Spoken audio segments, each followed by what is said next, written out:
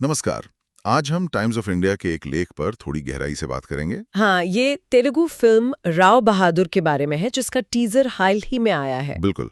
और इसमें जो मुख्य अभिनेता हैं सत्यदेव, उनका कहना है कि उन्होंने इस रोल के लिए अपना तन मन और आत्मा सब लगा दिया है। और ये बात इसलिए भी खास है क्योंकि ये एक साइकोलॉजिकल ड्रामा है। अच्छा। हाँ, मतलब ऐसी भूमिकाएं ना अक्सर एक्टर से बहुत ज्यादा मांग करती हैं, भावनात्मक रूप से, मानसिक रूप से भी। सही कहा। और टीजर में भी ऐसा कुछ दिखता है। वो राव बहादुर का किरदार निभा रहे हैं, एक ऐसा आदमी जिसे लगता है कि उस पर किसी राक्षस का साया है। हाँ, और आसपास के लोग उसे शायद पागल समझते हैं, लेकिन वो मानता है कि उसकी बात सच है। टीजर में एक डायलॉग भी है ना जो इस अंदरूनी कश्मकश को दिखाता है। हाँ, वो वाला, संदेह एक घातक राक्षस है। आई होती है ना इंसान की। इंटरेस्टिंग कि शक जैसी, मतलब एक अमूर्त चीज को राक्षस का रूप दिया जा रहा है। हाँ, ये साइकोलॉजिकल ड्रामा में अक्सर होता है। अंदरूनी संघर्षों को बाहर किसी रूपक से दिखाते हैं। अच्छा, लेख में आगे सत्यदेव ने डायरेक्टर वेंकटेश महा को मास्टर क्राफ्ट्समैन कहा है। वेंकटेश महा उनकी पिछली फिल्में जैसे केयर ऑफ कंचरपाले हाँ, और उमा महेश्वर उग्र रूपस्या बहुत पसंद की गई थी। बिल्कुल।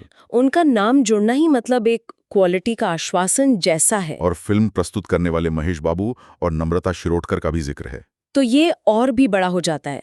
महेश बाबू जैसे सुपरस्टार का सपोर्ट मिलना किसी प्रोजेक्ट के लिए वो उसके स्केल को बढ़ाता है। हाँ, दिखाता है कि इंडस्ट्री के बड़े नाम भी कहानी पर यकीन कर रहे हैं। और सत्यदेव ने कहा कि फिल्म अगले साल एक असली रचा होगी, मतलब धमाका। उम्मीदें तो काफी बढ़ गई हैं। और एक और बात जिसने सबका ध्यान खींचा वो ये कि टीजर को लॉन्च किसने किया। किसवे? एसएस राजामौली ने। अरे वाह, ये तो बहुत बड़ी खबर है। हाँ, और उन्होंने सत्यदेव की तारीफ भी की। कहा कि वो एक एक्टर के तौर पर काफी आगे बढ़े हैं और अब ऐसे बड़े किरदार निभाने को तैयार हैं। देखिए, राजामौली की तारीफ का वजन ही अलग होता है। वो जो कहते हैं उसे इंडस्ट्री और दर्शक दोनों गंभीरता से लेते हैं। सही बात है। उनका टीजर लॉन्च करना और सत्यदेव के बारे में ऐसा कहना, ये फिल्म की प्रोफाइल को एकदम से ऊपर ले जाता है। बिल्कुल, खासकर इस जॉनर की फिल्म के लिए जो शायद टिपिकल मसाला न हो। हाँ, ये एक तरह से दिखाता है कि फिल्म में दम है। और सत्यदेव ने भी, जैसा लेख में था, अपने एक्स पोस्ट पर लिखा है। हाँ, मैंने भी देखा।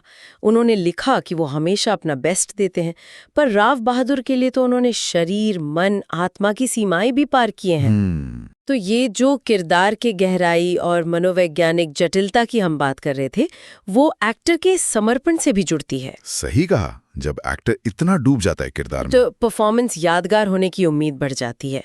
ये सिर्फ एंटरटेनमेंट नहीं, शायद सोचने पर भी मजबूर करे। तो अगर हम सब कुछ समेटें, मुख्य बातें क्या निकलती हैं?